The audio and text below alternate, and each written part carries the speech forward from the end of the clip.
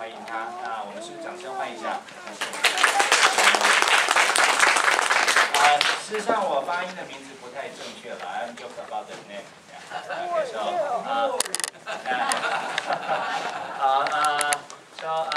是这样的，就是他是来自于西班牙加泰隆尼亚地区的一位学者。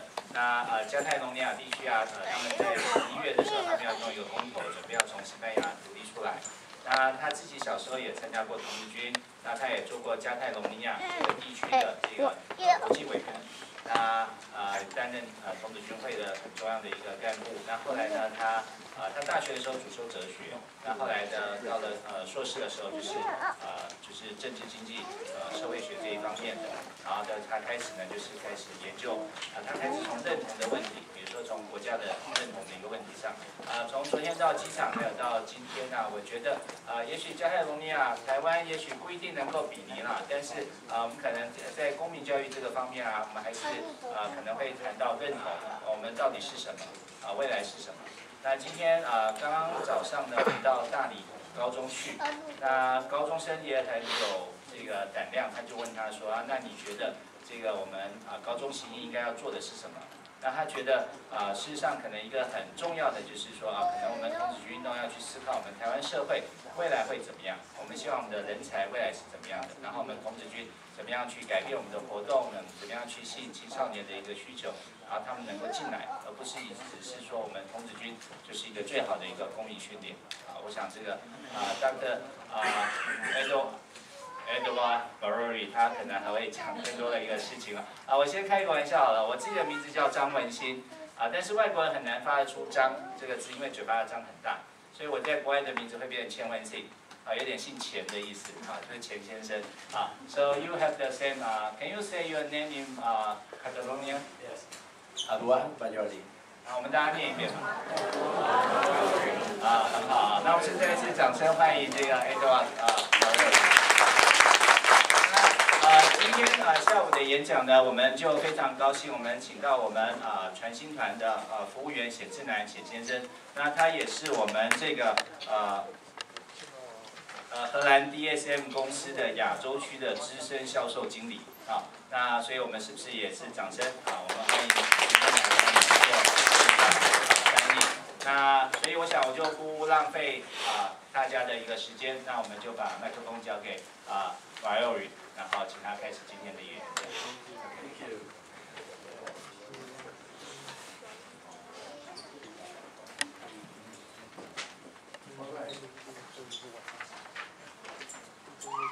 All right, yeah. Hello. Hi, everyone. I hope that the ones that are on the back could properly read this. You have a good view? Could you read it? Okay, that's all right. If not, you come a little bit closer. So,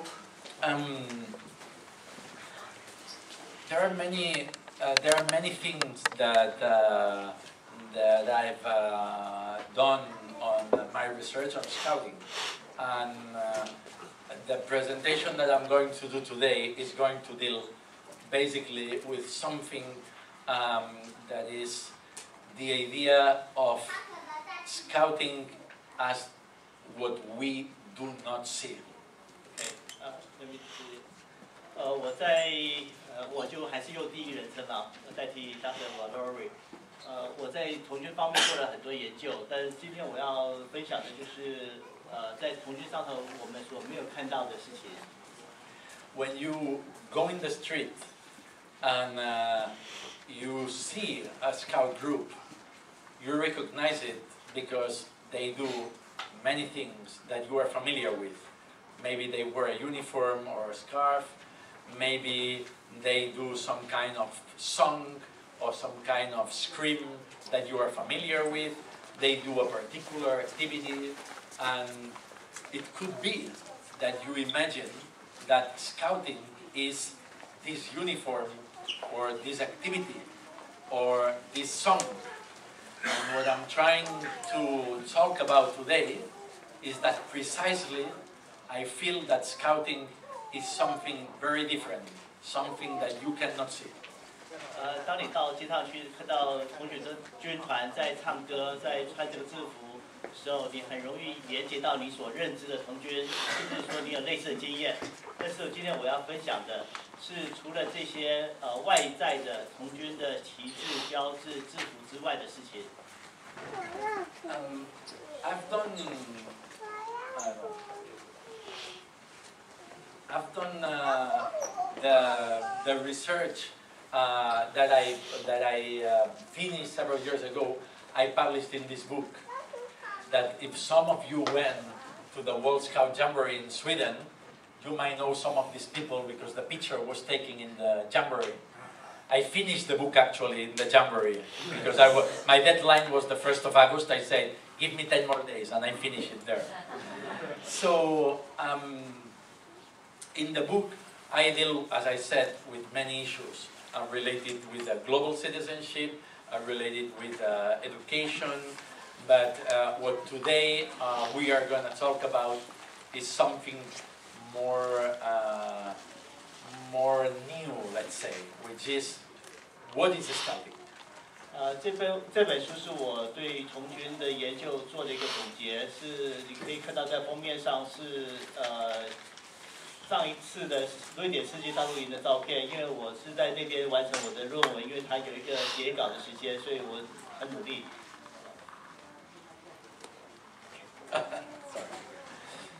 So, I feel that Scouting is what we do not see.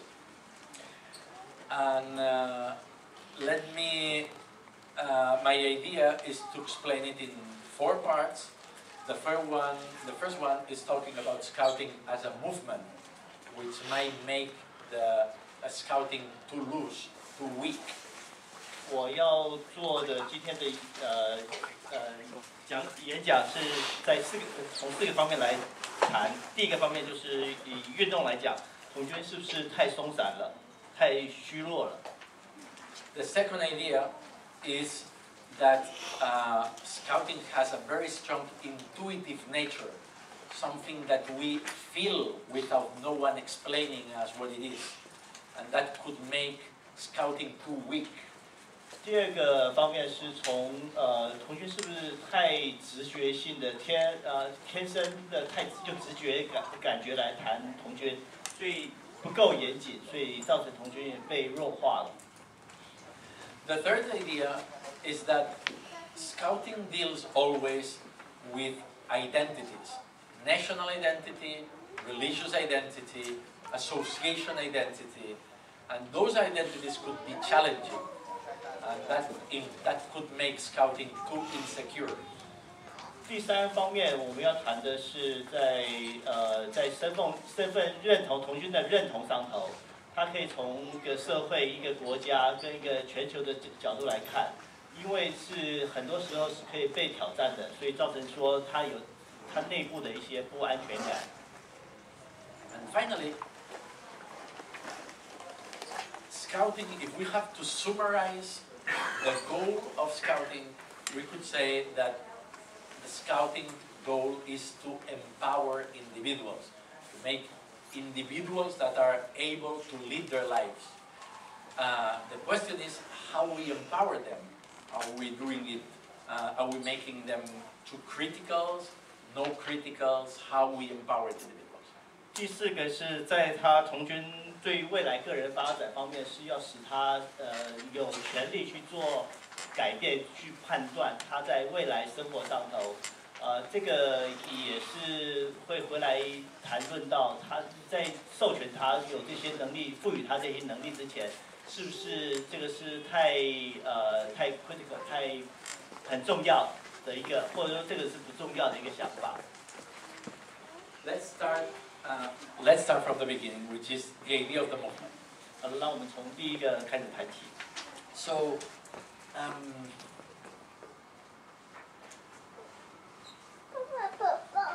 do you know?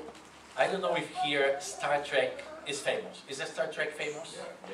Okay. 星际争霸战是不是很受欢迎？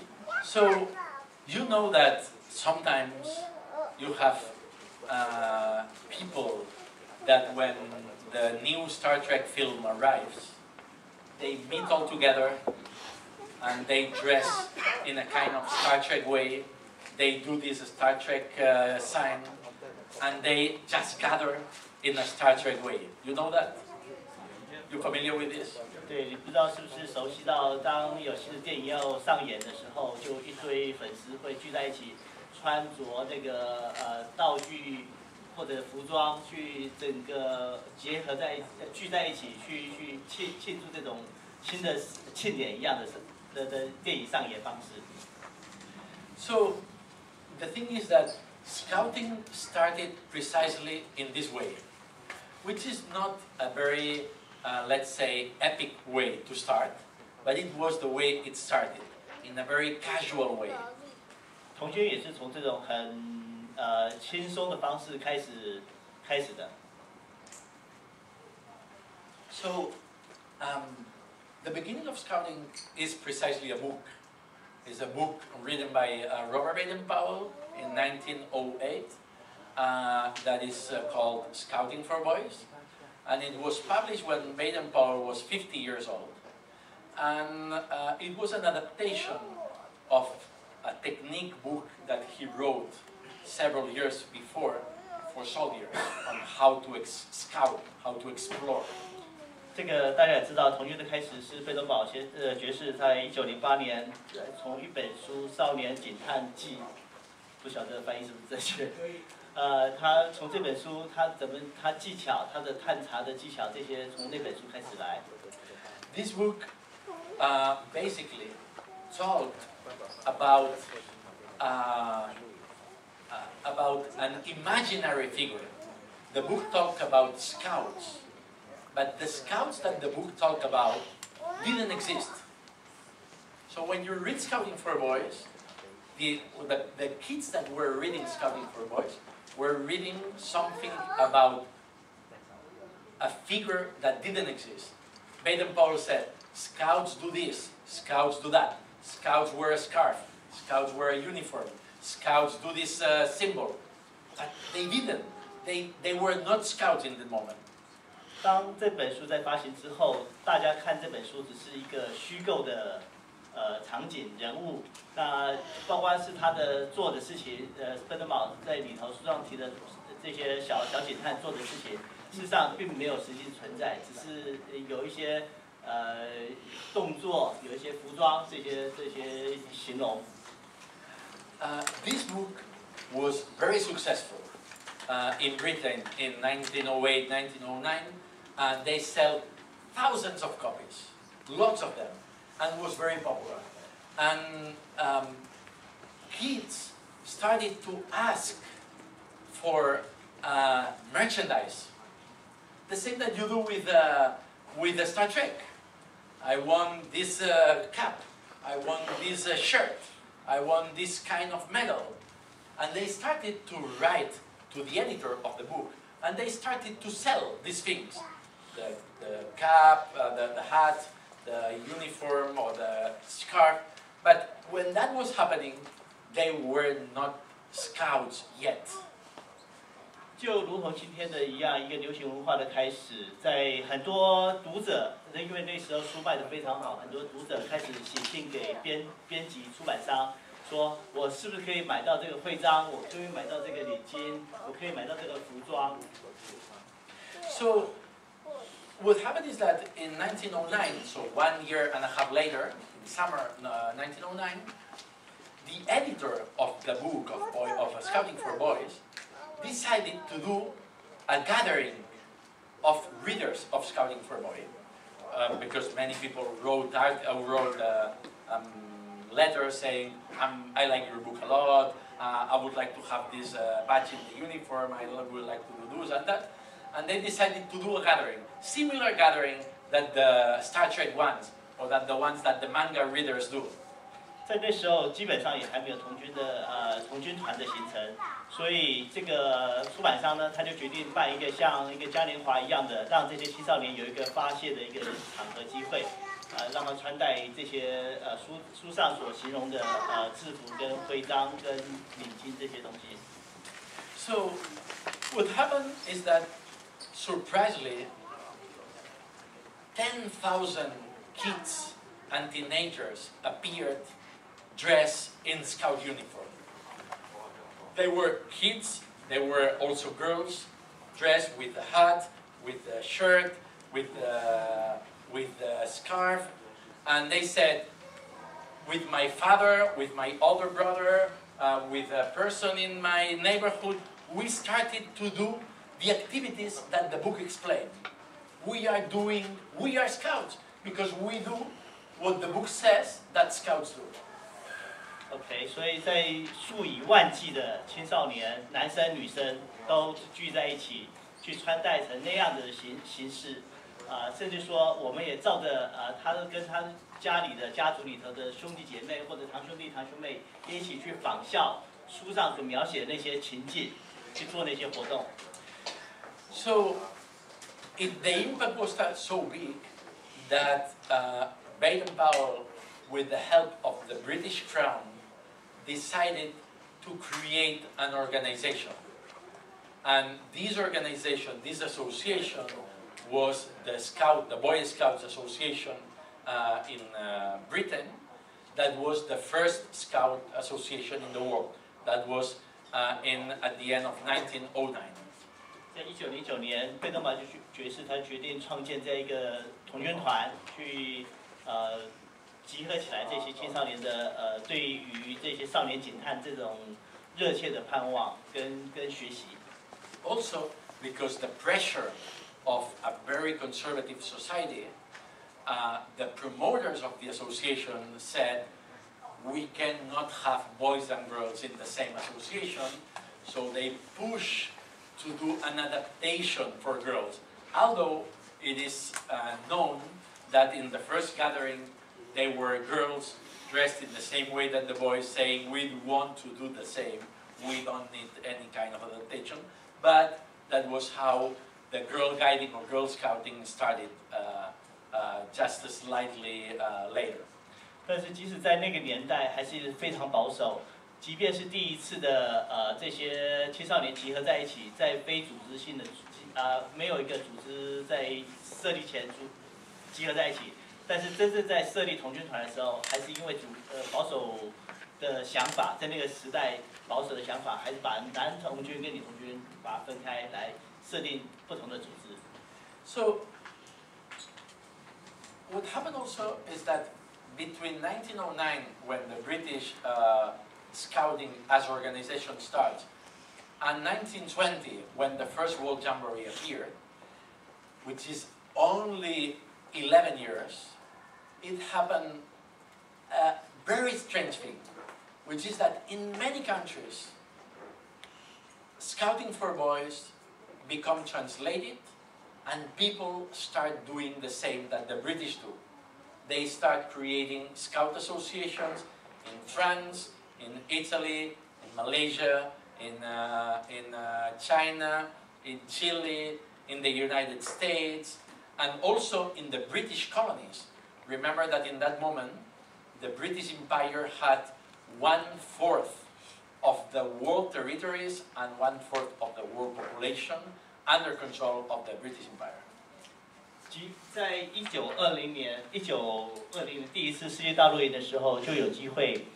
从世界各国来的很多国家，他就仿照英国的童军的创建，跟他的活动的方式，建立他们自己童军，包括意大利、法国，甚至中国，甚至于是英国的其他殖民地，因为英国在那个时候还是非常强盛的殖民国家，在世界大概1/4的版图跟人口是人口可能不一定，因为中国人很多，1/4的人口是就是加入仿照英国创建童军的系统。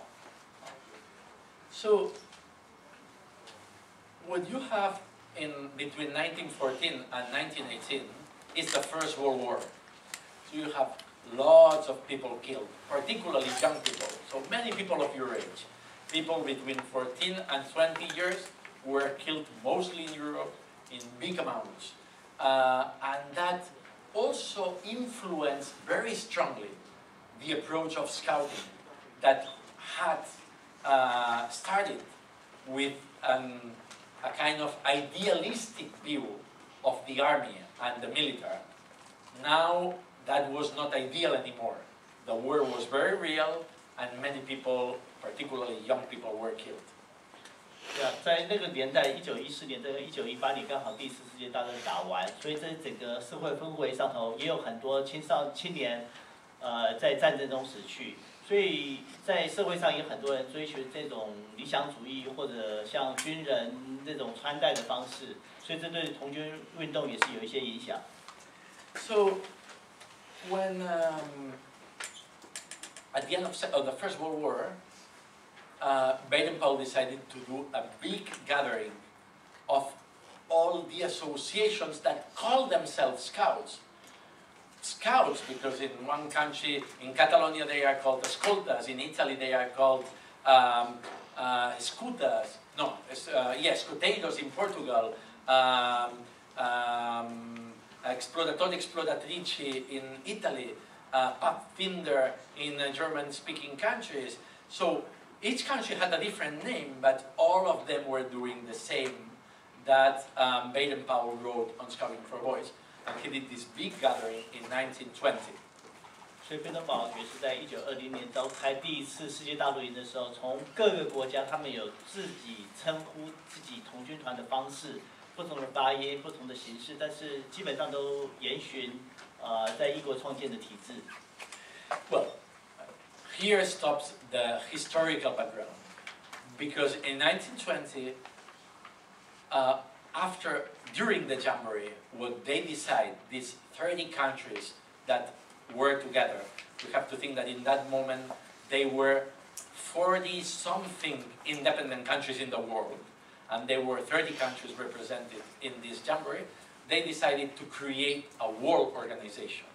And this world organization was, had the capacity to decide at world level what the scouting was, what was not scouting, what were the limits, who behaved right or wrong. It was the beginning properly of world scouting. 所以在1920年这第4次大陆营之后，这参与的30国家就成为当然代表。从这个大陆营之后，他们也在思考如何创立一个让童军组织在世界活动上有它的发展性、前瞻性、运作的方式，这些都经过在那时候被讨论。So what we have here is a combination between movement and organization. So scouting starts properly as a movement. All these kids that go together dressed in a kind of a Star Trek way, saying, we are scouts. We know what the scouting is. We dress as scouts, we do the things, we know what is scouting. We know what are the values of scouting. This is the beginning of the movement. 在这里提到说，这个运动，童军运动呢，就是一个活动的方式跟形式，让很多小朋友都知道，在童军活动，他知道说这个就是童军的活动。But at the same time, we have an organization, which is what it was created in the United Kingdom in 1909, and then at world level in 1920, that is the structure of how scouting perpetuates itself in the time, not being too loose like a group of individuals. 在同时呢，在组织上头，在1920年之后就开始在考虑在世界组织上头，希望这个童军运动是比较一个严谨的组织，而不是是一个松散的，很容易就没落。So that's why I say that the combination of being a movement and also being an organization gives scouting a particular strength, a particular power, because it gives the flexibility of a movement that evolves, that modifies, but also it has the security and the consistency of organization that could remain in time, doesn't disappear when the people of the movement disappears. 在同时结合这个运动跟组织两方面的特性呢，是让童军运动可以与时俱进。因为运动来讲，它是一个新的活动去活化它；在组织来讲，它可以去创造新的一个方式，运动的这个运动童军组织的运动方式。So when we see the movement, when we try to explain how scouting works, we always think that scouting is hierarchical, And we imagine something like this. There is the World Association, there are the national associations, there are the local groups, they are the little patrols, and this is how it works. 在讲到组织的时候，我们很容易就想到一个很阶级性的、阶层性的组织，从世界总会、国家总会、地区分会、地区分团跟小队的制度，这样子一层一层阶级上去。But we know that this is not true. This is not real, because the actual operation is a network. We know that what happened is that each part influenced the other one, and they are somehow independent and dependent at the same time. No one could tell the others what to do. There is a mutual influence. This is the network, this is the system, how Scouting operates. 事实上，童军团的童军组织是不是刚刚所讲的阶层式的运作方式？事实上，它是一个互动式，是一个网络型的。在这个网络型的组织里头，没有人可以叫其他人去做什么事情，啊。So there is this definition that says, Manoka says, in a network, the components are both autonomous and dependent of the network, and often share membership and goals with other networks. It could be the school network, it could be a club network, it could be a church network, it could be different an environmental network. 这个这所谓的童军所谓的网络呢，它是有它自己的自主性，也是有依存性。依存性在童军这个主题下头，它对于这个目的、这个共同的理念，在旁边所衍生出来的它的依赖性呢，它甚至可以依附在一个政治组织、一个国家组织上头，或者一个宗教组织上头。So I think that what essentially explains this network operation system is the fact that leaders participate in a voluntary and mostly unpaid way. 最大的差异性就是来自于说，这些童军团的领袖们呢，这些成人服务员呢，都是义务参加的，是没有资薪的。Being like this, that makes, because leaders are unpaid and voluntary, that makes it impossible to ideologically control Scout groups beyond the shared principles. 所以就是因为是义务服务员，所以他没有办法在意识形态上头，在意识形态上去支配或者去影响别人。So, for instance, if tomorrow in your Scout group, someone from the association comes and says, from now on in our group we are gonna promote boycotts to the Japanese products because we from Scouts of China think that Japanese are behaving bad and we want you to boycott. 所以这就是为什么有一个举一个例来讲，假如说明天你们团里的服务员有一个新的团长来告诉你们说，明天开始我们要抵制使用日本的产品，因为日本人在50年，因为我们是中国童子军，在50年前日本人是来侵略我们的。如果是这样的话，是不存在的。So what happened is that your group could say, I don't know what you are saying. I mean, this is not related with the scouting. I mean, in our scout group, what we do is activities that make us better person, better people. We are supposed to promote dialogue and solidarity. Why we have to do something aggressive against another one? And the association has no capacity to make a group to do something that goes beyond the shared principles, which are the principles that we have in our scout law. 所以在童军团里头会认为说，这种鼓动的方式是没有效的，因为他们认为一般来讲说，我不知道你所要鼓吹的这个东西是什么，因为在童军团里头，我们是要希望能够培养青少年是一个正当的休闲娱乐、良好的道德行为，一个共同的价值体系，而不是一个人的个人的意识形态，所以可以影响到整个童军团运作的方式。So this is also why it's impossible to structure a system allowing guidelines to be implemented hierarchically. So imagine that the government says, oh, scouting is very good, you have many people here. We are gonna now do something to say, every day that we have problems with the light in the street, all the scouts are gonna go outside and be on the lights controlling the transit. This cannot be said.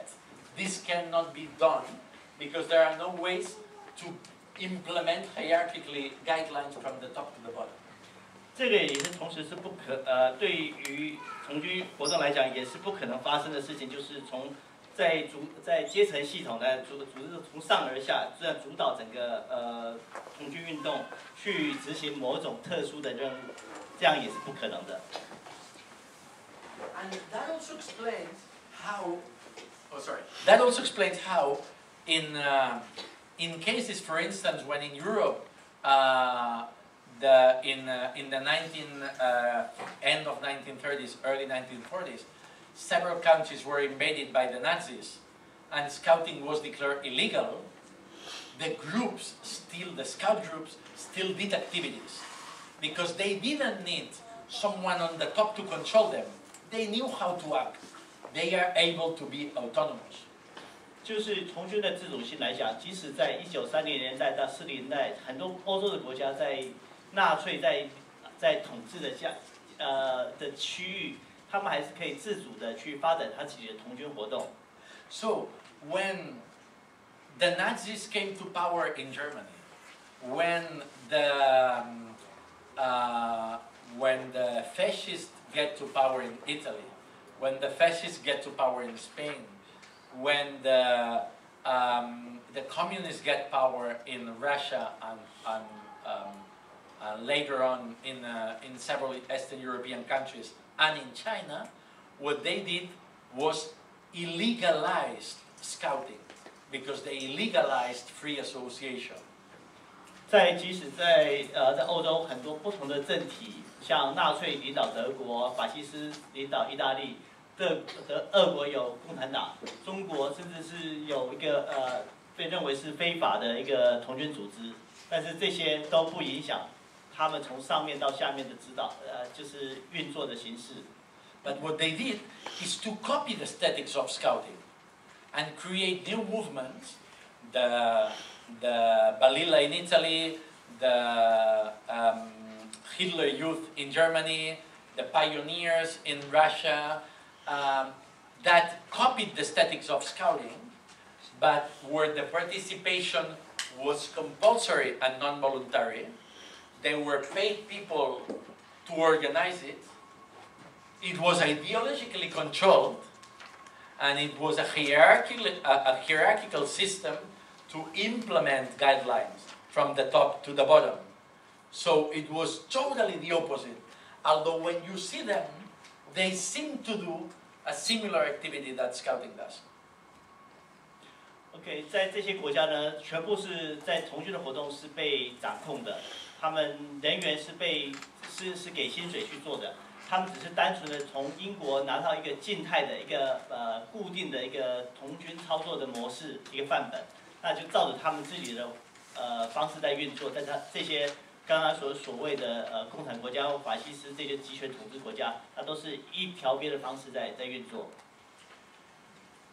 Well, let's now move to the intuitive nature. I believe that the strength of scouting is in its outcome. Maybe you could translate this. Yeah. 这个童军的在直觉性的天生直觉性的对童军的爱好呢，是常常是表现在外在的。So in 1997, well, a little bit before 1997. In 1997, it was published a research that WOSUM, the World Organization of the Scout Movement, asked 3 researchers to do on the educational impact of scouting. 在1997年，世界总会就是委托研究机构对于3个国家的童军活动，做一个研究。这个就是做成一个报告，叫做教育对童军童军对教育系统的影响。So what they did was to take 3 venture scout groups, one from Scotland, one from Belgium, one from France, and they started to follow these groups, make interviews with the venture scouts, make interviews with the parents, make interviews with the leaders, and trying to understand if they had something similar to see what was the educational impact that scouting was having on them. 所以这研究的取样从苏格兰、法国、比利时3个国家，针对他们的探查童军的操作方式、他家庭、他学校的行为模式跟影响，做出更深入的调查。So one of the very interesting conclusions was this one. It says, the most powerful element in the construction of the young people's values appears to be personal experience. We are talking about scouting. And the meaning that the scout makes of these experiences, much of these experiences takes place within the peer group, within the group of equal people, their group of friends of scouting. And it is this climate of mutual respect and trust promoted by the leaders that facilitates dialogue and the young people's attitude to express their views. OK， 我想我在这边再做一个简单解释，就是这个最重要的最强力的精髓呢，就是对于这些青少年经验价值的表现出来的方式呢，最重要的因素呢，就是他们的个人经验。这个也是意味着说，他们这些青少年男童军或女童军，他们创造了他们自己的生活经验，有很多是在组织里头，他们的地位是平等的。这个氛围呢，这也是童军服务员呢，在这个促进了一个彼此互相尊重，而且真心去信赖对方的一个方式。造成说这些青少年的态度呢，就是可以很自由的去表达他们的意见。So what that means is that scouting is mostly an experiential movement. So the educational activity of scouting is based on experience. Let's take an example. You work with a group to prepare a big project. And this project is, let's say, a development project. What is most relevant is not the project, it's the experience that each one of the members of the group has. And the meaning that gives to this experience. The meaning on the effort, the meaning on the organization, the meaning of the self-confidence, the meaning of the responsibility. And those things are things that you can only grow if you experience them. You cannot be taught of this. You have to grow it from your inside. 所以在整个童军的体验上头呢，它是一个从经验那边学习的，而不是一个可以被教导的。就如同他们在整个童军活动运作的过程里头，去学习到他的自信，他的负责，他如何规划。所以这些都不是一个教条式的方式可以被教导的。And it also means that the role of the leaders is not to give knowledge, but to facilitate dialogue, to facilitate the experience. The leaders are facilitators, because the protagonists, the ones in the center of the scout activity, are the scouts themselves. 所以很不同的就是在童军团里的这些 leaders 这些服务员成人领袖呢，他是去协助跟促成这样的学习经验，而不是去教这些青少年这些童军伙伴如何去做到这些事情。So that means that scouting is deeply scouting's education action is deeply intuitive. It's something that you cannot write. It's something that you feel. And that is why it's very difficult, and probably it happened to you sometime, that when you try to explain to your friends, to your parents, or even to your kids what scouting is, you don't find the words. You find examples, but you don't find the way to express it because it's hugely based on your experience, and you don't find the words to see why it's so relevant. 所以童军也是一个经验学习的过程，所以有时候是太直觉的，照理说你很难用字句去形容，只能你给一些一些例子，从你在童军活动里头学习做了些什么事情，去给这些例子来说明。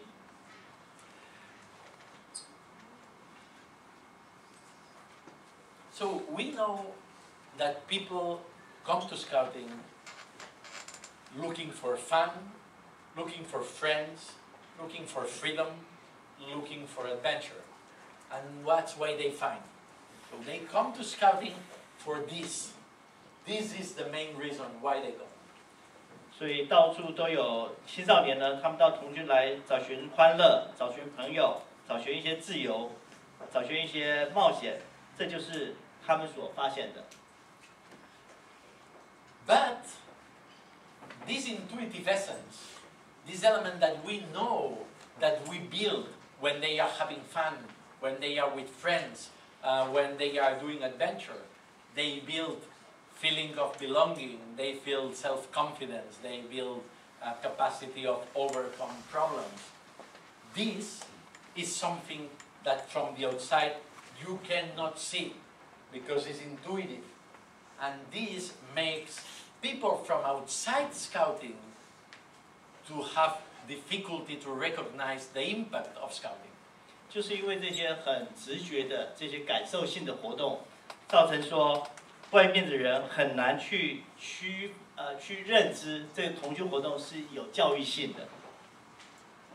So this also has another consequence.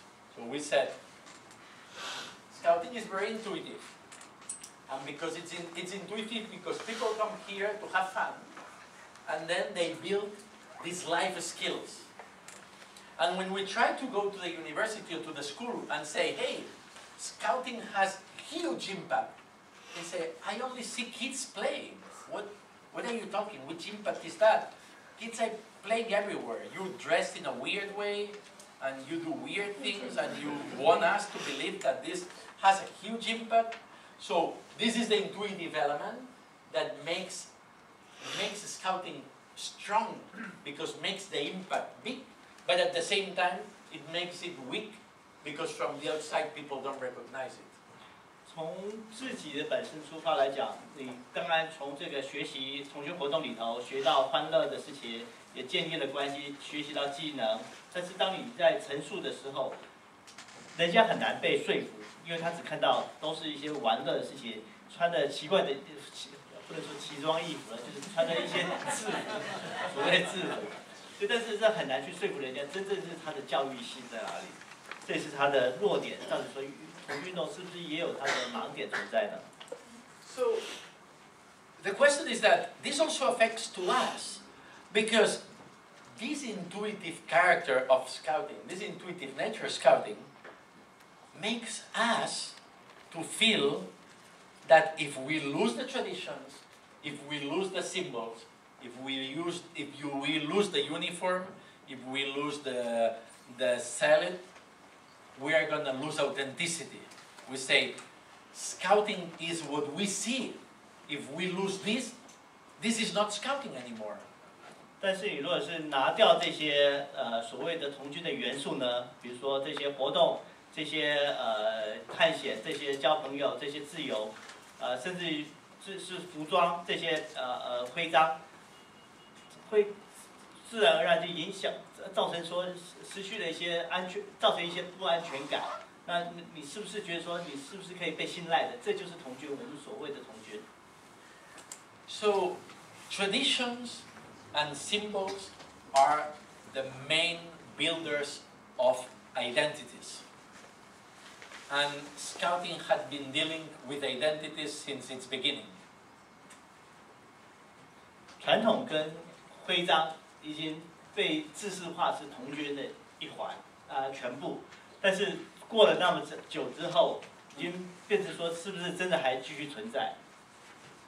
So let's talk about identities and fear. So the sense of identity can increase the strength and the warmth of our relation with others. 我们接下来就谈这些身份识别上头跟你的恐惧的来源。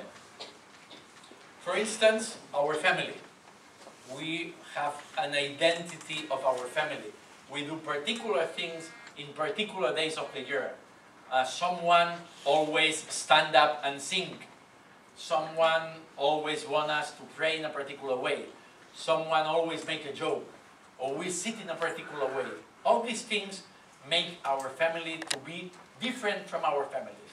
That creates an identity that makes us comfortable. 所以，像家庭认同，去创造你的一个身份的共同的特性，与区别于不同其他家庭。比如说，在某些场合，在每年过年的时候，你可能是你的大家长先说话，之后再开始用餐。但是这是你不同于其他别人的家里的做法。这个也可以增强到你们自己家庭的向心力。That also happened in our religious community. We could have a particular belief, and we feel that people that share our belief are closer to us. They do similar, they pray in a similar way, they have similar words, they celebrate similar festivities, and we feel closer to them than to people that do strange things with people that have strange figures of some strange god that are quite different than the ones that we like. 但是在同样的在社群里头，你也是可以发现某些人会跟我们分享同样的理念跟想法，甚至于宗教的看法。And that also happened with our national community. We know that we are in a place where people speak particular language. We are identified with a particular name or a particular flag or a particular kind of food, a particular song. And in some communities, this is something very clear. In some communities, this is something very controversial. But we all have some kind of element of identification. 在这些认同的一个象征符号上头，可能是一个旗歌或者一个种族上头你的语言分享，但这些都是可以造成说你不同于其他人，这是在国家你认为这是你的同胞，所以这有些时候是有一些争议性，但是这就是实际上存在的事情。But let me say something. Those identities many times are not that clear. Because maybe I'm doing all the things in the family of my wife, and they do things differently. I belong to them, but I'm not exactly like them. Or maybe I come from Thailand, and I live in Taiwan, but my Buddhism is closer to Hinduism than to Taoism. And I am Buddhist, but it's a kind of different way. Or maybe I'm here in Taiwan, I've been living here for 20 years, but I'm originally from Barcelona. So I have other kind of identifications. So not always the identities are just clear, are unique. They could be diverse. 这些识别的这些身份认同上头的东西，有很多现在已经渐渐不是很清晰，也不是很一定。比如说，在泰国的佛教徒到台湾来讲，一个大乘佛教、小乘佛教，已经慢慢的也是有不同。你会觉得说，甚至说你在家族里头，你太太那一方面的家庭的生活习惯，跟你自己的生活习惯是不一样的，所以你在如何去融入？在不同的界定上头，慢慢的也不是那么清晰了。So there is an anecdote very nice of Amartya Sen. Amartya Sen is an economist who won the Nobel Prize, and he's from India. but for many years, Amartya Sen was the master, so the maximum person of Trinity College, which is the wealthiest college in the University of Cambridge. Amartya Sen. 马蒂尔森是一个印度的一个经济学者，一个诺贝尔奖得主。He is from the Trinity College. So Amartya Sen is from India. Okay. Yes. He's an economist. Yes. He won the Nobel Prize. Yes. And he became the master of Trinity College in Cambridge. OK， 他后来成为是英国剑桥三一学院的大师，经济学大师。Well, Cambridge, Trinity College, England, it's something that is very British, very British. 所以你可以想象，在剑桥大学，在英国这种古老国家来讲，在这样的学术体氛围下头是如何的 So what? So when British, sorry, yeah. So one day Amartya Sen entered in the airport in Heathrow and went to the border control, and they asked him to write his address in England. 所以有一天他到英国到访的时候，在海关在移民局的移民过关的时候，在移民官请他写下他的住址。And he wrote Master's Lodge, Trinity College, Cambridge.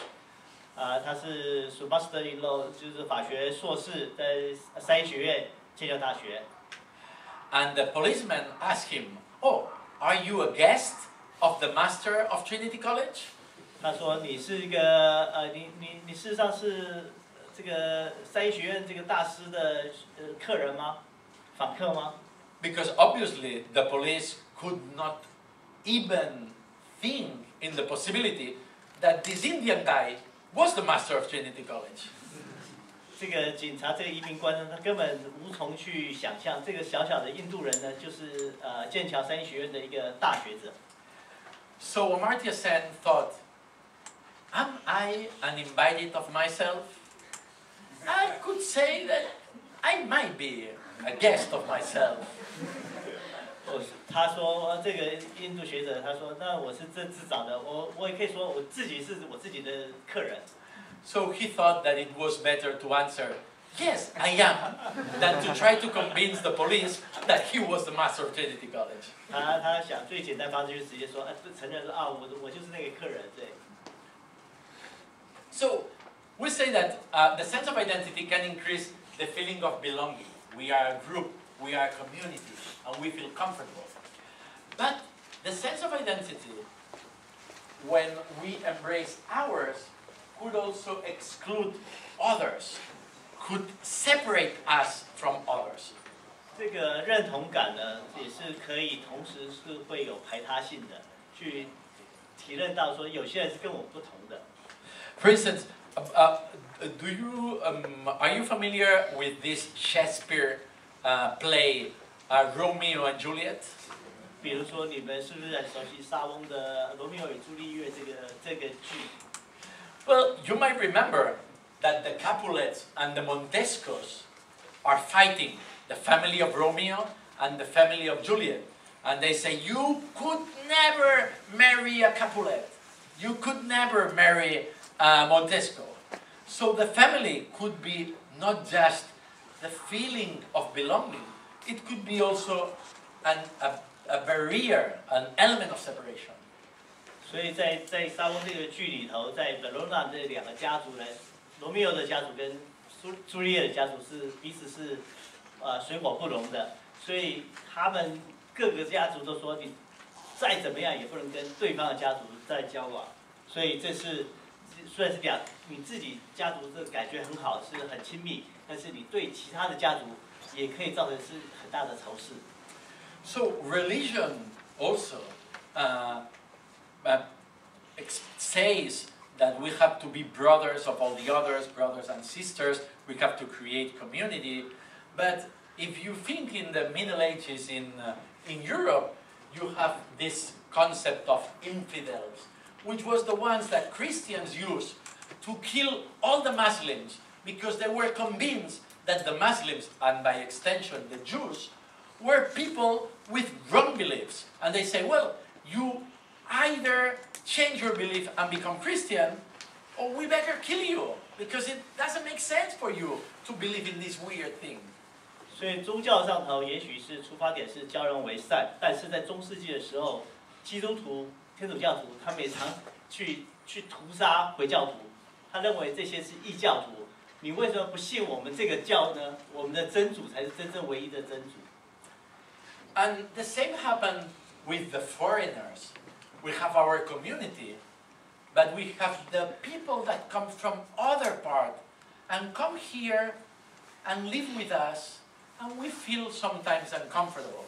That could happen with immigration. It could happen just with people that have different behaviors, different food, different species, different smells, different language, different skin, different factions.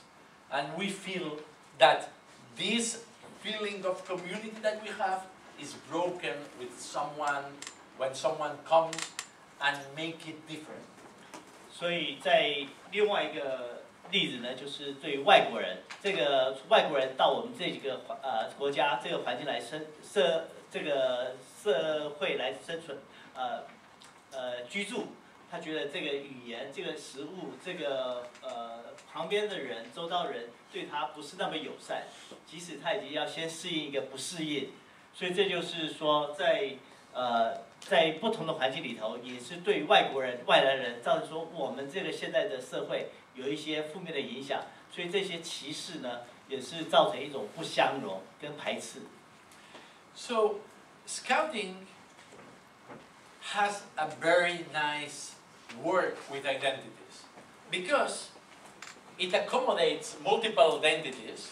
We have people from several countries, we have people from several religions, we have people from several ethnic groups, we have people from several approaches, and being accommodator of multiple identities mitigates the excesses of those identities. 事实上，我认为童军是一个很好的字眼，它去综合协调了不同文化层次差异的人群跟行为模式，甚至于去降低了在这些不同差异性上头的冲击。So, when you have more than one identity, then you could challenge an exclusionary vision of identity. Let me clarify this. Yeah. So, when we have the identity as global citizens, when we know that as Scouts we belong to a world movement, this identity as a Scouts, this identity as a members of a global community complements all our other identities. So if one comes and say, Jews are bad people, we might feel more or less comfortable with this. But if you go in a World Jamboree and you are friend of a Jew